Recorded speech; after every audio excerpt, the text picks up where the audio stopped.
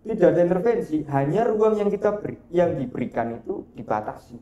Kalau unsur ada intervensi, ya? Tapi tidak sampai ke pelarangan. Oh gitu ada ya? Intervensi ada. Bahasanya memang iya, tidak sampai ke pelarangan, tapi secara tidak langsung itu tidak diterima itu. Berarti nyaris sempurna lah ya?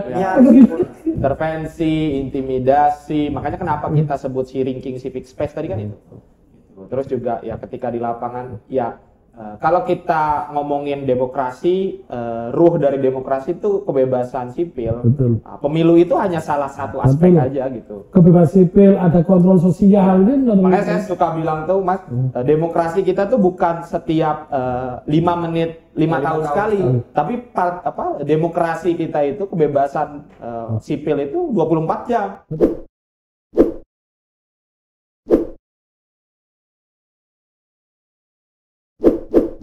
Assalamualaikum warahmatullahi wabarakatuh. Selamat pagi, siang, sore, dan malam. Jumpa lagi dengan saya Imam Arif S, Ketua KPU Kabupaten Banyumas dalam program Panggung Anak Muda.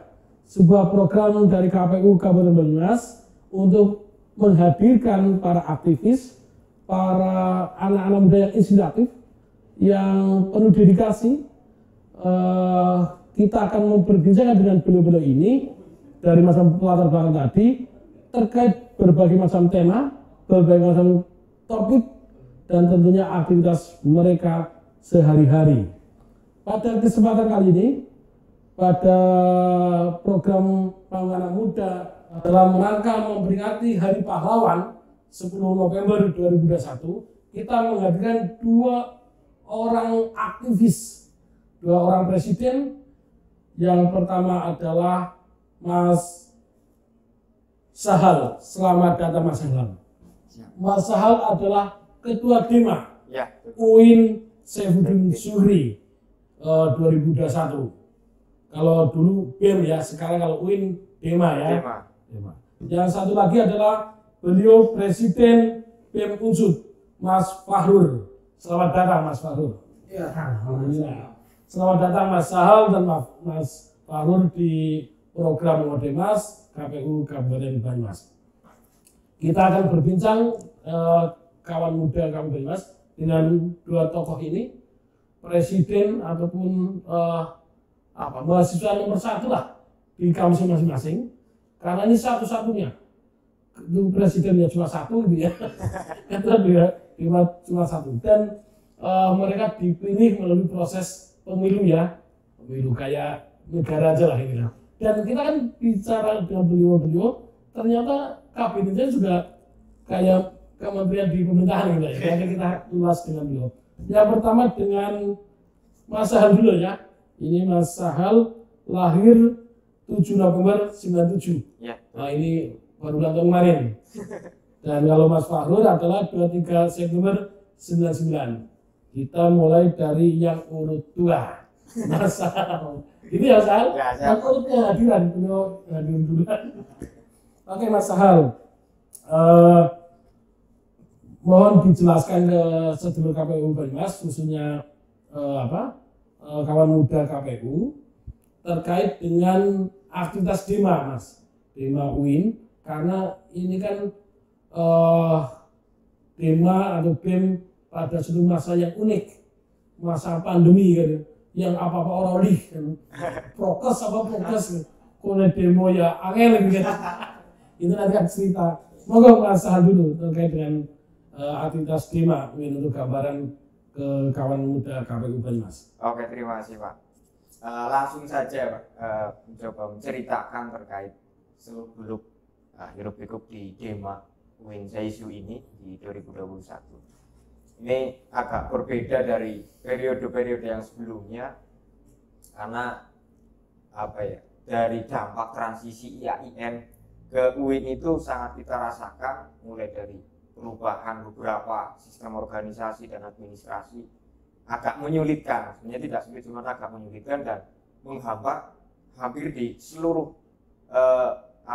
sisi dari organisasi, khususnya di DEMA. Oh dulu IAIN. Dulu IAIN, ya. Berubah jadi UIN. Jadi UIN. Saya berdiri pada bulan apa? Kemarin pada bulan Agustus ya. Agustus Septemberan ya. Oke, lanjut. Ini masih baru. Oh, sebelum Agustus. Nah, itu transisi, terus kan ada perubahan dan sebagainya. Tapi ya kita sudah mengira-ngirakan itu. Nah, untuk fokus kegiatan kami sebenarnya lebih kepada pengembangan internal yang ada di kampus, khususnya untuk mahasiswa UIN, dan terlebih kita ingin terjun ke masyarakat dalam bentuk kontribusi atau kita terlibat dalam kegiatan-kegiatan sosial. Itu targetnya. Nah, di periode ini kalau di ranah isu-isu eksternal memang kita agak pasif. Kayak Mas Farul juga sering ngecek gitu, ayo pres kapan kita gerak. Cuman masa yang kita punya atau sumber daya yang kita miliki agak berkurang minat di arah situ. Akhirnya kan kita bingung. Hanya beberapa yang memiliki semangat, ayo kita kejar ini, ayo kita itu. Akhirnya kan ya udah kita cari yang lebih banyak suara lagi. Oh, ternyata lebih suka yang jalan-jalan ke masyarakat. Terus kita melakukan sumbangan kegiatan sosial gitu lah, bantu-bantu itu. Nah, kita fokus ke situ. Nah, alhamdulillah berjalan dengan lancar selama setengah periode ini dengan beberapa program yang kita miliki. Nah, ini untuk kegiatan terdekatnya adalah kegiatan gabungan. Oh ya, sebelumnya di kabinet itu namanya kolaborasi bergerak. Atau kita biasa sebut itu kober. Nah, asal usulnya kenapa kok nama kabinetnya kober? Karena awal kita berkumpul itu di stasiun. Oh, stasiun. Karena ada angkringan itu. Nah, kita mau kumpul di situ. Akhirnya ayolah kita buat nama kabinet. Sudah pemilihan, cuma masih belum menemukan nama apa yang pas. Begitu kita temukan. Nah, ini namanya kolaborasi bergerak dengan harapan kita lebih masif lagi dalam kontribusi untuk masyarakat dan negara bangsa ini dalam rangka ya untuk menumbuh kembangkan Indonesia. Nah, kemudian untuk kegiatan yang terdekat ini dari beberapa kegiatan yang sudah kita laksanakan, ini ada Disnatalis kampus yang ke-59. Ini sebenarnya sih pengennya kegiatan ini tuh menjadi sesuatu yang manuver kita untuk menutup periode. Tapi ternyata kemarin kita lebih nggak dapat izin untuk melaksanakan kegiatan secara melibatkan masa besar. Ya mungkin itulah Pak garis singkatnya. Berarti pertama internal dulu ya, dengan peningkatan SDM, kualitas mahasiswa lah ya. Kedua tadi aksi-aksi kemanusiaan ya. Iya. Khusus apalagi di COVID kemarin kan butuh banyak uluran tangan dan gotong royong untuk sama ini Pak, SD menambahkan lagi ya Pak. Kita kan dulu pengen banget itu ada perkuliahan tatap muka yang sebenarnya nggak terlalu sulit untuk dilaksanakan karena untuk melihat tingkat level di Banyumas kan level 4 berarti 30% kapasitas dari tempatnya. Nah itu bisa, cuman kendala masalah vaksinasi. Akhirnya setelah divaksin offline PTM dilaksanakan hanya baru semester 1 dan semester 3 pun masih terbatas. Nah itu yang pengennya kita gebrak itu semuanya. Oke, teman-teman, ini nanti kita berjalan ngobrol terkait dengan pahlawan nanti. Selanjutnya ini Mas Farul, ini Presiden BEM Unsur. Sebagaimana tadi saya tanyakan Mas Rahal, aktivitas BEM Unsur di era pandemi itu apa ini? Apakah juga ada itu turun ke jalan ya demo? Mas kan identiknya demo kayak Mas Farul. Ya, kalau kami di BEM Unsur, jadi tahun ini itu kita bawa semangat yang kita manifestasikan ke dalam kabinet, namanya Baragia. Kabinetnya kabinet Baragia. Itu apa itu? Membara dan bahagia. Oh iya, semangat. Kita pengen ada semangat buat bergerak, buat berkontribusi, tapi juga tidak lupa semangat bergerak dan berkontribusi kita itu diarahkan untuk kebahagiaan mahasiswa Unsur, kebahagiaan masyarakat. Makanya kita kasih nama kabinet BEM Unsur tahun ini itu Kabinet Baragia. Nah, untuk aktivitasnya kita coba melaksanakan tanggung jawab sebagai student government yang menyeluruh. Jadi kita menjalankan fungsi pergerakan mahasiswa, student movement, kita menjalankan fungsi pemberdayaan mahasiswa, yang itu berlangsung ke dalam fungsinya, dan juga kita menjalankan fungsi pengabdian masyarakat serta fungsi-fungsi penunjang lainnya. Nah, tadi kalau Mas Imam nyinggung soal turun ke jalan, aktif nggak? Unsur alhamdulillahnya aktif. Jadi ya itu kita maknai sebagai bentuk partisipasi politik kita mengawal jalannya pemerintahan, memberikan kritik-kritik yang konstruktif supaya lahir kebijakan-kebijakan yang pro terhadap rakyat.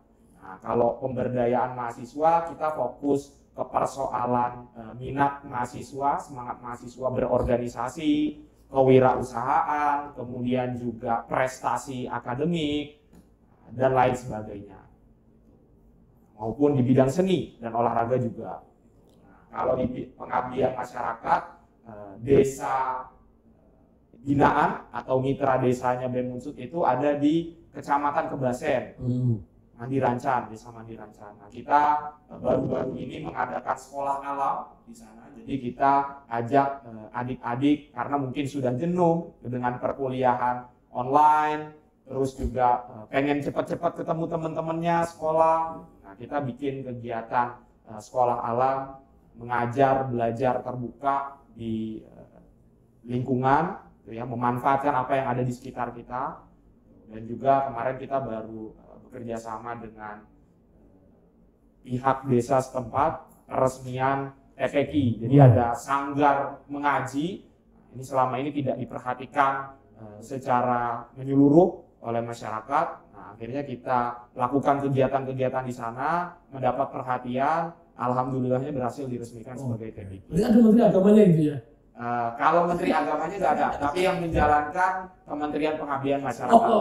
Kementerian Pengabdian Masyarakat. Kementerian Pengabdian Masyarakat. Oke, siap. Kurang lebih seperti itu kalau aktivitas di BEM Unsud. Jadi kita pengen semua potensi yang dimiliki oleh pengurus BEM Unsud, oleh mahasiswa Unsud itu tersalurkan semua. Mahasiswa yang senang dengan politik, ayo ada pergerakan mahasiswa. Mahasiswa yang senang dengan kegiatan-kegiatan perlombaan atau mungkin event-event kemahasiswaan, ada kegiatan pemberdayaan mahasiswa. Yang senang turun ke masyarakat, kegiatan-kegiatan sosial, apalagi situasi pandemi COVID, masyarakat butuh banyak dibantu, ada pengabdian masyarakat. Berarti BEM kayak ini lah ya, kantor Doraemon lah ya, apa lu minta berada lah ya. Minatnya kamu apa, difasilitasi gitu ya. Karena amanat konstitusi mahasiswanya juga begitu. Tujuannya kan untuk memfasilitasi gitu. Ya, betul. Berarti kamu minat apa? Selama itu kebaikan, setelah itu kebenaran terkait dengan masyarakat, kehidupan masyarakat, ya. Itu BEM memfasilitasi gitu ya. Oke. Selanjutnya nih, kan 10 November itu kan Hari Pahlawan itu ya. Mungkin dari Mas Sahal. Menurut Mas Sahal yang pahlawan itu siapa? Itu Mas Sahal. Iya. Kalau secara saya pribadi memaknai pahlawan itu seorang yang memperjuangkan kemerdekaan dan memperjuangkan keutuhan kemerdekaan. Nah, dalam hal ini adalah NKRI. Nah, di 10 November ini sebenarnya ada apa ya? Refleksi rutin yang kita laksanakan biasanya itu ya sebelum tanggal 10-nya itu ada kirim doa, tawasulan kepada para pahlawan yang telah berguguran ataupun yang masih sepuh, kita doakan untuk selalu sehat. Tidak hanya dari kalangan tentara-tentara saja, tapi juga dari kalangan-kalangan ulama dan tokoh-tokoh yang lain yang membantu untuk menjaga keutuhan NKRI. Nah, itu makna secara pribadi yang saya berikan terhadap pahlawan. Oke, itu pahlawan nasional dalam kemerdekaan. Lalu saat ini ada enggak pahlawan menurut Mas Sahal? Kalau saat ini jelas ada, masih ada pahlawan yang masih mempertahankan kesatuan Republik Indonesia, kesatuan bangsa dan citra dari bangsa Indonesia itu saya anggap sebagai pahlawan. Karena apa? Karena berjuang untuk mempertahankan kepentingan umum, kepentingan bangsa. Berarti orang yang berjuang untuk bangsa, untuk kebenaran menurut Mas Al itu pahlawan ya. Dan termasuk juga dalam lingkup keluarga gitu. Seorang ayah, seorang ibu menjadi pahlawan bagi anak-anaknya. Begitupun anak akan menjadi pahlawan bagi keluarganya. Jadi makna pahlawan luas gitu ya. Selama dia tadi membela kebenaran, inspiratif, lalu memperjuangkan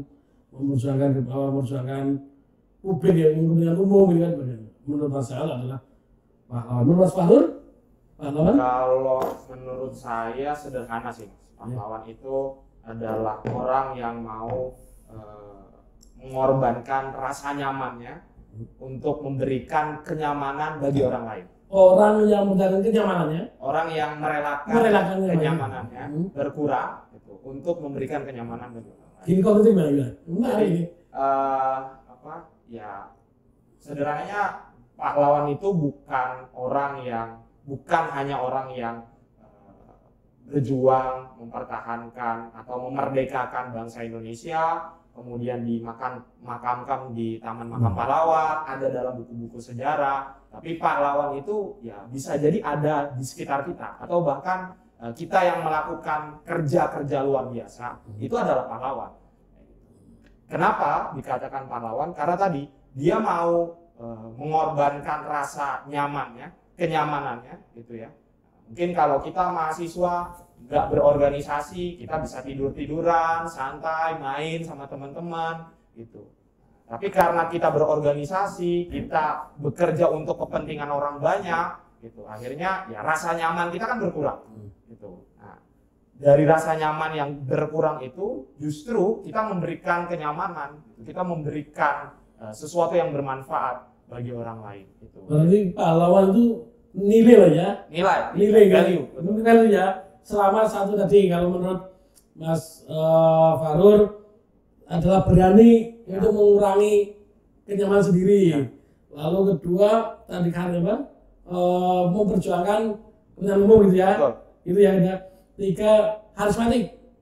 Karena tadi memperjuangkan karismatik masuk nilai kepahlawan nggak? Inspiratif. Karismatik mungkin ketika didapatkan dengan prestasi dia melakukan sesuatu, dia mendapatkan penghargaan, ya itu sesuatu yang layak dia dapatkan. Oke, lalu yang peduli ya. Siapapun yang peduli terhadap nasib umat, nasib bangsa, itu pahlawan ya. Berarti siapapun sebenarnya, golongan manapun bisa jadi pahlawan ya. Bahkan menurut saya tuh bapak kita bisa jadi pahlawan, walaupun dalam artian pahlawan keluarga gitu ya. Dan kita bisa jadi pahlawan gitu ya, untuk pahlawan keluarga misalnya gitu ya. Oke. Sehingga tidak sebatas yang memperjuangkan tadi ya, kemerdekaan ya, ataupun pahlawan nasional, ataupun yang kata Mas Fahrur yang di Mahkamah di Taman Pahlawan, yang ditulis di buku sejarah. Pahlawan-pahlawan nasional itu mungkin yang harus kita kagumi gitu ya, sebagai bentuk balas budi kita kepada para pahlawan yang sudah bertaruh nyawa memerdekakan bangsa Indonesia. Nah, tapi tidak cukup hanya mengagumi, tapi meneladani setelahnya. Oke, berarti ada sebut satu tokoh pahlawan lah yang diteladani atau dikagumi oleh Mas Fahrur.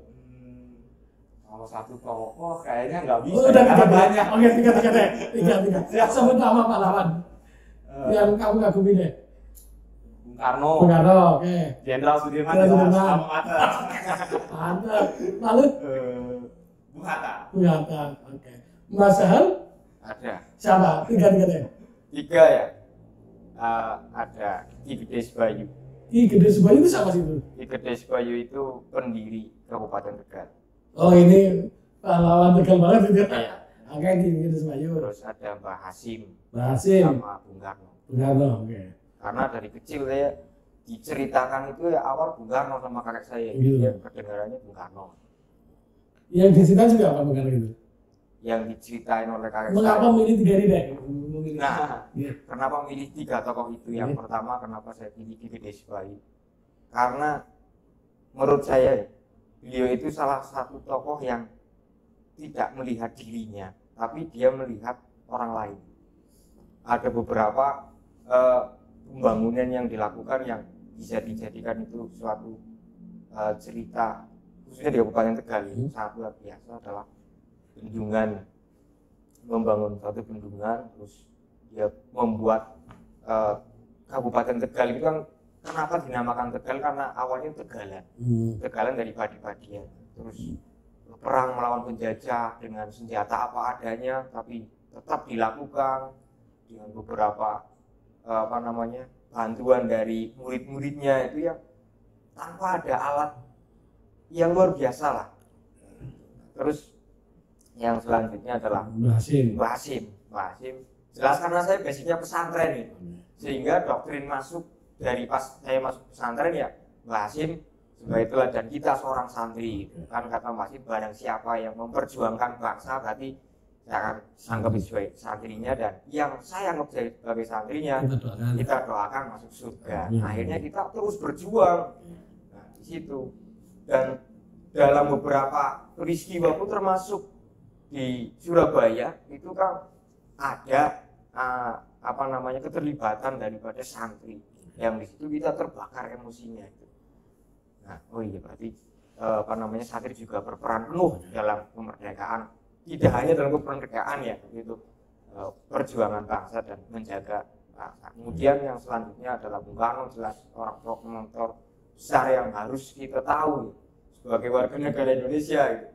Karena beliau presiden utama Republik Indonesia, dan kebetulan kakek saya itu penggemar yang sangat luar biasa sampai dengan akhir hayatnya. Ya tidak banyak yang saya dapatkan ceritanya, hanya bagaimana kamu menjadi seorang yang tegas, itu lihatlah Bung Karno. Oke, siap. Seperti itu. Mas Barul, mengapa ini Bung Karno, Bung Hatta, satu jenderal Sudirman? Ya, pertama kenapa Bung Karno? Kalau tadi Mas Imam menyinggung soal tokoh yang karismatik, jelas Bung Karno adalah tokoh yang karismatik, berani, peduli, inspiratif, apalagi itu ya. Dan tidak ya, tidak. Satu hal yang saya kagumi dari sosok beliau itu adalah kemampuannya dalam memimpin. Coba bayangkan awal bangsa Indonesia merdeka, belum punya apa-apa, merintis kemerdekaan, ya, tapi dengan kepemimpinan beliau bisa menata semuanya. Apalagi kemampuan beliau dalam berorasi, dalam menyampaikan pesan-pesan yang baik kepada masyarakat, sehingga podium yang disegani lah, bahkan itu pun diakui oleh dunia juga. Itu kenapa Bung Karno. Kemudian yang kedua Bung Hatta. Kenapa Bung Hatta? Karena bagi saya dua sosok proklamator kita, Bung Karno dan Bung Hatta, itu saling melengkapi. Bung Hatta lebih identik dengan seorang intelektual, seorang kutu buku, jadi kepemimpinannya itu berbasis pada ilmu pengetahuan, saintifik. Nah, jadi saya ngelihat dua proklamator kita itu perpaduan yang pas. Orang yang pandai berbicara, meyakinkan publik, khalayak, dan juga orang yang punya kemampuan intelektual yang baik. Gitu enggak lah ya? Nah, betul. Makanya kalau kata Kos Cokroaminoto itu kan, kalau kamu mau jadi pemimpin besar, kamu harus rajin nulis dan pandai berorasi. Oh, gitu. Dua pemimpin ini menurut saya benar-benar jadi. Dan ini coba di ini lah ya, coba kamu pegang itu lah ya. Iya, jadi pegangan juga buat saya sebenarnya. Terakhir, kenapa Jenderal Sudirman? Karena Jenderal Sudirman, ya selain nama besar alma mater kami, Universitas Jenderal Sudirman, Jenderal Sudirman itu mengajarkan dedikasi yang luar biasa dalam berjuang. Gitu. Di tengah sakit parahnya pun, dia masih turun ke medan juang. Tanpa pamrih lah ya? Tanpa pamrih. Gitu. Dia mengajarkan keberanian, ikhlas berkorban, gitu. Dan itu ya mungkin tidak banyak dimiliki oleh anak muda sekarang. Tadi gak banyak mungkin anak muda sekarang yang mau merelakan kenyamanannya untuk memberikan kenyamanan bagi orang lain. Karena pahlawan tadi nilai ya, siapa yang berani, yang berani untuk membela kebenaran, siapa yang berani kan berani, tanpa pamrih, peduli tadi ya. Betul. Peduli, lalu apa lagi? Karismatik, inspiratif, apa lagi? Minimal inilah ya. Dia berkontribusi membela masyarakat, membela masyarakat umum, lalu apa? Bangsa negara tanpa apa? Tanpa pamrih ya. Tanpa pamrih. Apalagi kayak model Jenderal Sudirman. Oke, Mas. Dalam konteks saat ini, menurut jenengan Indonesia butuh pahlawan? Mas Baron? Jelas, sampai kapanpun Indonesia butuh pahlawan. Makanya tadi saya tidak memandang sempit pahlawan itu hanya ada yang di dalam buku sejarah kita, yang dimakamkan di Taman Makam Pahlawan, tidak. Gitu. Pahlawan itu kita maknai luas. Gitu. Kenapa Hari Pahlawan itu jatuh pada 10 November? Kenapa tidak ketika awal mula bambu runcing itu kita tegakkan? Karena perlawanan luar biasa dan sangat luar biasa itu terjadi di 10 November gitu. Dan itu masih awal gitu ya, usia belia kita sebagai bangsa negara. Makanya 10 November itu dijadikan Hari Pahlawan. Dan Indonesia masih butuh pahlawan apa tidak? Jelas Indonesia. Pahlawan itu apa, Mas? Yang pertama, pahlawan yang senantiasa merawat dan mencintai negerinya. Oke. Jadi ya dia memberikan kritik kepada pemerintah, dia terlibat dalam aktivitas-aktivitas sosial masyarakat. Itu saya rasa adalah seorang pahlawan. Oke. Kemudian yang kedua gitu ya, jelas orang yang punya kepedulian terhadap lingkungan di sekitarnya. Dia melihat persoalan sosial, dia melihat persoalan yang dialami oleh orang lain dengan keterbatasan yang dia miliki, gitu ya, dengan sedikitnya sumber daya yang dia miliki, tapi dia mau melakukan pekerjaan itu sampai jadi pekerjaan yang luar biasa. Oke, sosial, termasuk juga lingkungan, betul, alam, hutan, banyak hal ya. Itu bagian dari yang saat ini juga dibutuhkan ya. Betul. Oke, lalu yang lain? Yang lain, ya, saya rasa adalah orang yang bisa tadi bukan hanya mengagumi, tapi juga meneladani. Jadi kita paham historis pahlawan-pahlawan nasional kita, tapi kita implementasikan juga, aplikasikan juga dalam kehidupan kita, kehidupan sosial, kehidupan berbangsa dan bernegara, atau bahkan kehidupan sehari-hari kita, berinteraksi dengan orang. Oke, Mas Sahal, hari ini pertanyaan sama, Indonesia masih butuh pahlawan? Ya, masih. Pahlawan seperti apa? Menurut saya pahlawan itu cukup satu, cinta tanah air. Karena ketika kita melakukan sesuatu dengan cinta, pasti kita akan tumbuh rasa yang ikhlas gitu.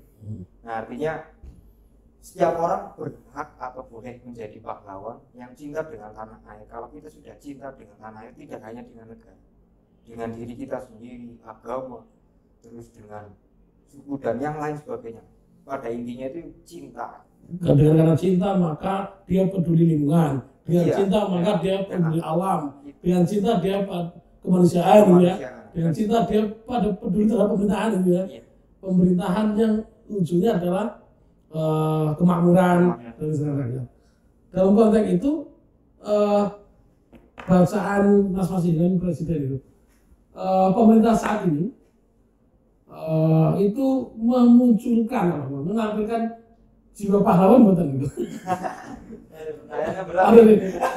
Ini kalau dijawab. Kan lagi jawab pahlawan kan? Iya. Tahu ini kan? Kita bisa nih. Nggak usah sebut nama. Pemerintahnya banyak ya. Masuk kalah ya. Pemerintah itu kan ada presiden, ada eksekutif, ada legislatif kan. Itu memunculkan, sudah menampilkan pahlawan saat ini nggak ini? Tapi yang jelas kayak gini. Kalau saya melihat pemerintah ini, analogi aja lah. Saya jadi Presma, maka saya akan berperan seperti selayaknya Presma. Tapi sebelum saya jadi Presma, saya nggak akan memikirkan bagaimana peran saya menjadi Presma. Oke. Nah, pemerintahan di Indonesia itu seperti itu, yang saya rasakan. Jadi kita menggaung-gaungkan keadilan, menggaungkan apa. Tapi nyatanya segala sesuatu tadi ya kan, kita masuk demokrasi, kita bebas berpendapat, tapi sebenarnya kita tidak bebas berpendapat, tapi terbatas hanya ada kata-kata bebas. Contoh berapa kali dilakukan aksi kemahasiswaan dan berapa kali tuntutan yang bisa direalisasikan secara nyata langsung di sini. Kita coba menggeser kemiskinan, tapi elit-elit tidak berharap miskin itu akan hilang. Nah, akhirnya cinta tanah air itu luntur, hanya berada di berarti pemerintah sekarang belum bisa dikatakan pahlawan ya. Kalau itu cinta tanah air masih. Kalau misalnya dikatakan pahlawan atau tidak, itu belum bisa menjawab, karena tingkat pengorbanan seorang kita nggak tahu, dan kita juga belum tahu. Kita melihat misalnya si A menjabat menjadi pemerintah, kita menganggap dia jelek dan sebagainya, dia nggak peduli dia masyarakat, tapi kan kita nggak tahu bahwa ternyata dia sudah mengorbankan semuanya, hanya tidak ingin diperlihatkan. Nah, cuman pahlawan jadab ya. Mas Duo. Kalau Mali yang jadab ya, pahlawan jadab ya. Mas Duo. Tapi kayaknya nggak ada pahlawan. Akhirnya Mas. Ya karena mereka yang bekerja untuk keberlangsungan hidup warga negara, ya pasti ada sisi-sisi kepahlawanan gitu. Tapi kenapa mahasiswa senantiasa melakukan aksi demonstrasi, kritik, penyampaian aspirasi ataupun yang lain sebagainya? Ya karena kita memahami bahwa pemerintahan yang baik gitu ya, itu adalah yang mau dikontrol gitu. Dan nggak ada pahlawan bagi saya kalau pahlawan itu tidak mau dikoreksi oleh orang lain atau dia tidak melibatkan orang lain, tidak melibatkan masanya, warganya gitu ya, untuk memperjuangkan kepentingan bersama-sama gitu. Atau ya orang tidak akan menjadi pahlawan kalau apa yang dia perjuangkan, apa yang dia lakukan itu tidak direstui oleh orang lain. Nah, baru dikatakan pahlawan, satu hal saja baru bisa dikatakan pahlawan ketika apa yang dia perjuangkan itu direstui gitu, dan itu memang diinginkan oleh orang lain. Nah, saya tuh selalu berpegang pada teori politik ya. Teori politik, kekuasaan itu cenderung korup gitu. Kekuasaan yang absolut akan melahirkan korupsi yang absolut. Jadi ya bagi kita partisipasi politik mahasiswa itu adalah sebuah keharusan gitu. Ya, mahasiswa jangan dituntut jadi anggota partai politik, jadi anggota DPR, karena memang belum waktunya, belum masanya. Dan tapi menyiapkan diri untuk itu lah ya. Kalau itu boleh. Ketika kita jadi mahasiswa ya, kita menjaga independensi kita, idealisme kita. Jadi ya supaya tidak tercemar oleh kepentingan-kepentingan pragmatis, itu yang selalu kita jaga. Nah, makanya ya memang kalau orang sudah mendapatkan posisi tinggi gitu ya, posisi yang besar, ya pasti dia akan jadi pahlawan. Kecenderungannya dia akan jadi pahlawan. Nah, tapi bagi saya pahlawan itu tidak hanya diartikan dengan posisi atau jabatan aja. Ya percuma kalau orang besar tapi melakukan urusan-urusan kecil. Lebih baik orang kecil melakukan urusan-urusan besar. Itu sebenarnya pahlawan. Orang kecil urusan besar bukan pahlawan. Nah, orang besar melakukan urusan-urusan kecil atau membicarakan hal-hal yang kecil. Urusan kecil apa? Misal tutulan gitu ya. Ini tempat proyek gitu ya. Ini Mas Arun masih kecil apa ini? Ya gitu. Udah harusnya bagi peran aja. Ya jadi pejabat udah pemerintahan lah, ya jadi pengusaha lah gitu ya. Ya, gimana misalnya mau dikatakan pahlawan kalau misalnya berkuasa, tapi mempergunakan kekuasaannya untuk memperkaya diri, ya itu kan bukan pahlawan. Ya itu ada lah ya. Ada. Banyak. Aduh. Itu makanya selalu kita komentari. Dan ini Mas. Iklim demokrasi, yang tadi salah satunya adalah kontrol masyarakat, kontrol sipil, kontrol mahasiswa. Pada saat ini katanya dengar-dengar kondisinya memprihatinkan apa ya Mas? Begitu banyak halangan, ancaman gimana ini? Ya, nah, Mas Arun juga gitu salah satunya. Ya kita jelas merasakan, kita yang sering turun di lapangan kita merasakan. Jadi ya bukan hanya gembar-gembor lewat media saja gitu. Tapi kita benar-benar merasakan itu di lapangan, bagaimana kejadian, realita dan sebagainya. Berbagai peristiwa udah pernah saya pribadi lalui lah. Betul, niatnya Mas Faru dan kawan-kawan itu mendorong ini jadi pahlawan yang benar gitu. Iya, betul. Itu bukan masuk membenci lah ya. Betul. Makanya saya nggak pernah mengatakan saya mengkritik orang ini itu karena saya benci, punya rasa benci secara pribadi dengan dia, tidak. Gitu. Tapi karena dia pejabat negara itu konsekuensinya adalah harus mau dikritik, harus siap mendapatkan aspirasi, ya maka pekerjaan itu tidak boleh ditolak sama dia gitu. Ya kalau kebijakan, betul, mengkritik kebijakan atau dia sebagai institusi politik gitu. Nah, kalau bicara situasi demokrasi sekarang, saya mengamini apa yang sekarang itu disebut sebagai sharing civic space, pengkardilan ruang kebebasan sipil. Wih, ngeri itu tadi. Jadi kalau apa? Gimana geraknya itu kalau begitu? Iya. Nah ini deh. Tadi Sambung. Ya begini. ya, Tadi nyambung ini. Terkait dengan kebebasan berekspresi, kebebasan kritik, apalagi bahasanya sekarang era pengadilan, menurut saya dirasakan nggak Mas Hal? iya jelas itu dirasakan. Sebenarnya pengkerdilan itu di segala lini. Contohnya awal saya jadi Presma itu langsung ada beberapa pihak yang mendatangi bahwa ya mencoba untuk berkomunikasi, terus menawarkan fasilitas apa itu dengan harapan saya tidak ikut menjadi mitra kritis untuk pemerintahan untuk ini. Beberapa seperti itu. Ya sering juga terjadi seperti itu. Tapi kembali lagi bahwa kita kembali ke tujuan awalnya. Mau seperti apa ini ya tidak ada yang saya tanggapi. Cuma untuk pengertian itu memang sangat nyata, kita rasakan betul sekali. Dari mulai internal di dalam kampusnya, di dalam sekolahnya, kemudian kita keluar itu sudah sangat terbatas. Di kampus ada intervensi? Tidak ada intervensi, hanya ruang yang diberikan itu dibatasi. Kalau nggak lucu? Ada intervensi. Direktorat gitu ya? Tapi tidak sampai ke pelarangan. Oh gitu nggak ada ya? Intervensi ya. Bahasanya memang iya, tidak sampai ke pelarangan, tapi secara tidak langsung itu tidak diterima itu. Berarti nyaris sempurna lah ya? Intervensi, intimidasi, makanya kenapa kita sebut si ranking civic space tadi kan itu. Terus juga ya ketika di lapangan ya kalau kita ngomongin demokrasi, ruh dari demokrasi itu kebebasan sipil. Betul. Nah, pemilu itu hanya salah satu aspek aja gitu. Kebebasan sipil, ada kontrol sosial kan? Makanya saya suka bilang tuh Mas, demokrasi kita tuh bukan setiap 5 menit 5 tahun sekali, tapi demokrasi kita itu kebebasan sipil itu 24 jam. Betul, yes. Kita sampaikan dulu. Dan kita memang lagi karena Mas, bagaimana menjadi demokrasi sehat ya.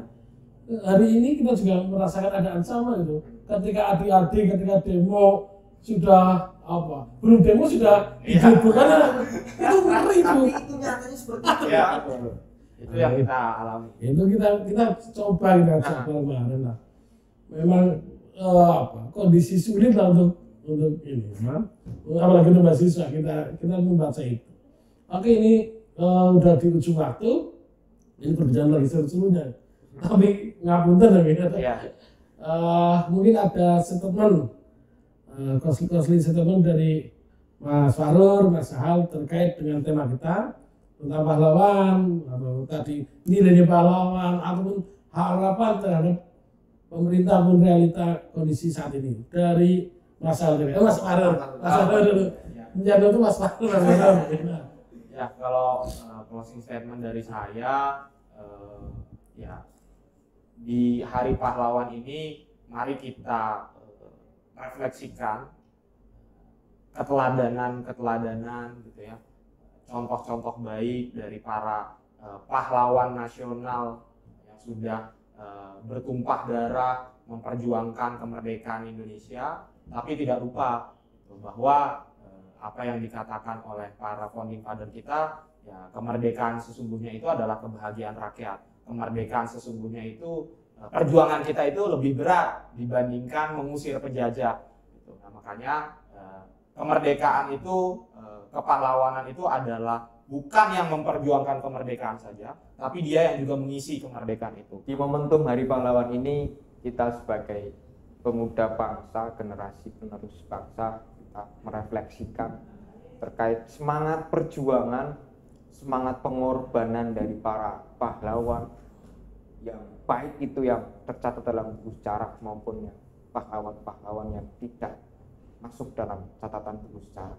Tapi yang jelas kita sebagai generasi muda harus turut serta dan harus sadar akan peran kita sebagai warga negara, sebagai manusia, sebagai umat, entah itu yang Islam ataupun di luar Islam, non-Islam, bahwa menjaga keutuhan negara adalah menjaga keutuhan diri kita sendiri. Jadi tetap selalu untuk cinta tanah. Oke, yes. Oke, sedulur Kamu Banyumas, khususnya kawan muda Kamu Banyumas, demikian tadi perbincangan kita dengan dua presiden dari BEM Unsur dan Dema UIN Saifuddin Zuhri. Menurut mereka, kita bisa jadi pahlawan. Semua dari kita bisa jadi pahlawan. Caranya apa? Tadi selama kita mau berjuang, selama kita memberi kontribusi dan peduli terhadap masyarakat, selama kita tadi oleh Mas Hal, cinta NKRI, cinta tanah air, dan memberi yang terbaik tanpa pamrih, berani, rela berkorban dalam segala macam aspek. Bukan hanya politik, ada lingkungan, kebencanaan, kemanusiaan, maka Anda layak disebut pahlawan. Terima kasih. Jumpa lagi kita di edisi selanjutnya, masih dalam acara program Panggung Anak Muda. Jangan lupa tonton terus medsos kita, terutama YouTube Ngodemas Kamu Banyumas, dan juga medsos lainnya. Ada Facebook, ada Twitter, ada yang lain, Instagram juga. Terima kasih. Wassalamualaikum warahmatullahi wabarakatuh.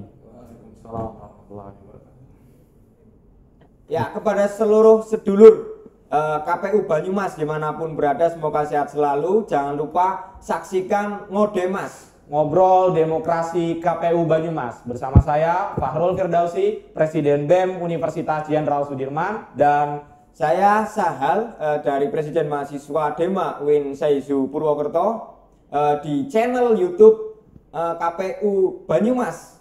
Jangan lupa like, komen, dan subscribe. Terima kasih. Terima kasih.